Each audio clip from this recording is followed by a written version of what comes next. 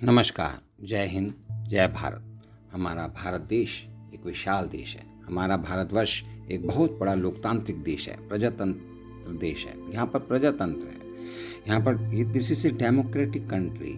अगर इस देश में, हमारे देश में जब प्रधानमंत्री का चुनाव मतदान के थ्रू वोटों के द्वारा होता है और इसके अंतर्गत विभिन्न जो राज्य आते हैं उन राज्यों में भी मतदान होते हैं और उसमें हमारे भारत देश के सभी नागरिक जो कि वयस्क हैं, 18 वर्ष से ऊपर के हैं, वो मतदान देकर, वोट देकर अपने द्वारा वांछित चुनी हुई सरकार को चुनते हैं। परंतु यह हमारा अहोभाग्य है कि आजकल वर्तमान काल में हमारे जो नवयुवक हैं, जो परिवार हैं, वो इतने व्यस्त होते जा रहे हैं कि वह चुनाव के दिन छुट्टी होने पर भी अपने आप को इतना व्यस्त रखते हैं कि चुनाव में भाग नहीं लेते और इसीलिए कम मतदान हो रहा है। कम मतदान होने से चुनी हुई सरकार पर असर पड़ता है, यानी कि जो सरकार एक्चुअल में आनी चाहिए, वास्तव में आनी चाहिए,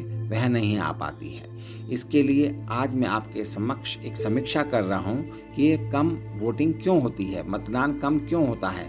उसके लिए मैं आपको बताना चाहता हूँ। कुछ लोग स्टिंग वोटर होते हैं, वे नॉर्मल परिस्थितियों में वोट देने की जहमत नहीं उठाते।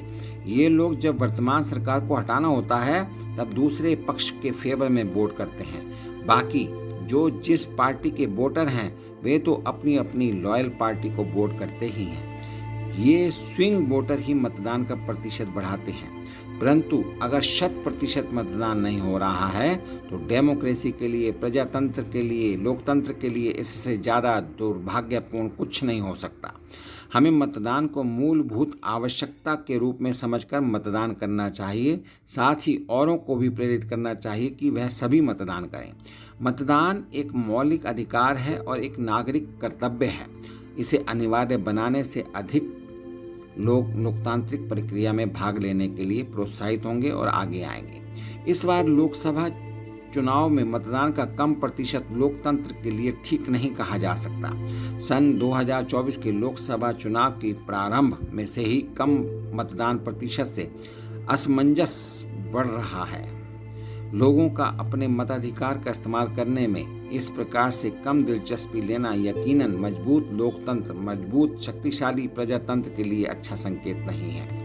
आइए इस विषय पर का विश्लेषण करें। भारत में गरीब और अल्पसंख्यक वर्ग को वोट एक अस्त्र जैसा लगता है, जिसके प्रयोग से वे अपनी अहमियत जता सकते हैं। ये लोग प्रयत्न करते हैं कि वोट अवश्य दें। शहरों के गरीबों में एक बड़ी संख्या प्रवासी लोगों की होती है जिनके नाम मतदाता सूची में नहीं होते, जबकि गांवों में कई बार मतदान केंद्र बहुत दूर होते हैं, जिनके कारण से भी कई लोग मतदान करने नहीं जाते हैं। फिर कुल मतदान प्रतिशत में इस वर्ग के लोगों का प्रतिशत 30 से कम नहीं होता। इनके द्वारा अल्पसंख्यकों की समर्थक पार्टी या जाति आधारित पार्टी का पैसा बांटने वाली पार्टी को वोट देने की संभावना ज़्यादा होती है। बाकी 20% मतदान निम्न मध्यम वर्ग और कुछ मध्यम वर्ग द्वारा किया जाता है। उच्च वर्ग अक्सर मतदान से विरक्त रहता है। इस प्रकार सामान्य समय में जब हम 50% मतदान देखते हैं तो इसका अर्थ होता है कि लोग सरकार से ना तो ज़्यादा खुश होते हैं और ना ज़्यादा असंतुष्ट होते हैं। लेकिन जब सरकार निरंकुश, भ्रष्ट, अल्पसंख्यक तुष्टीकरण करती है या निष्क्रिय प्रतीत होती है तो मध्यम वर्ग और बहुसंख्यक वर्ग अपनी पूरी ताकत के साथ सरकार बदलने के लिए बाहर निकलता है और मतदान प्रतिशत में 15 से 20% की बढ़ोतरी हो जाती है। इस प्रकार यह देखा गया है कि जब भी मतदान 60% से काफ़ी ऊपर हो जाता है तो विपक्ष की पार्टी जीत जाती है। जीवंत लोकतंत्र के लिए आवश्यक है कि मतदाता पूरी सक्रियता और तन्मयता से चुनाव प्रक्रिया का हिस्सा बने। लेकिन इस बार चुनाव में पहले चरण से ही देखने में आया कि मतदान के रोज अनेक मतदाता अपने परिवार के साथ घूमने फिरने निकल पड़े।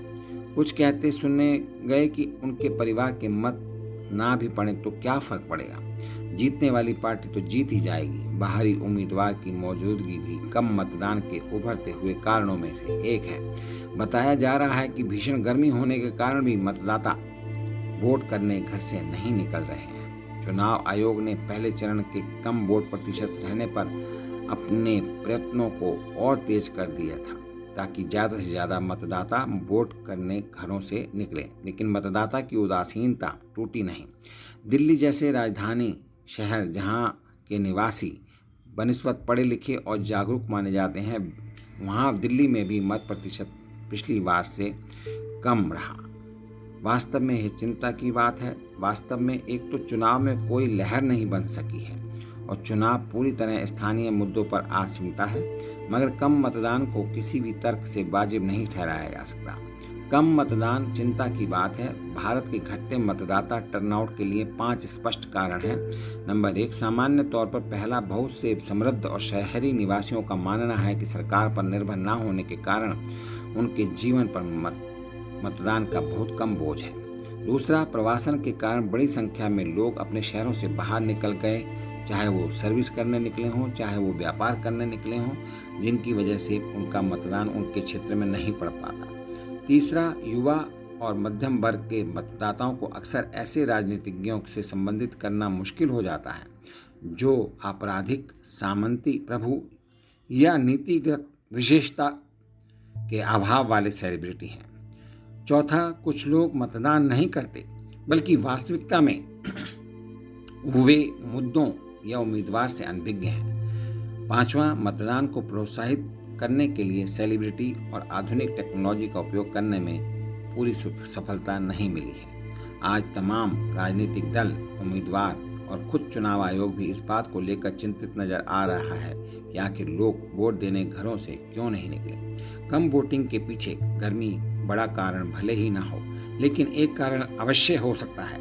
कई वर्षों के बाद अप्रैल महीने में इतनी तेज गर्मी पड़ी है, इससे कुछ तो फर्क पड़ता है, वो भी दिखाई दे रहा है। लेकिन दूसरी तरफ कम से कम मैं तो गर्मी की वजह से वोटिंग कम होने को बड़ा कारण नहीं मानता। अगर ऐसा होता तो फिर सुबह और शाम वोटिंग प्रतिशत अधिक होता, जो अभी तक ट्रेंड में दिखाई नहीं दिया।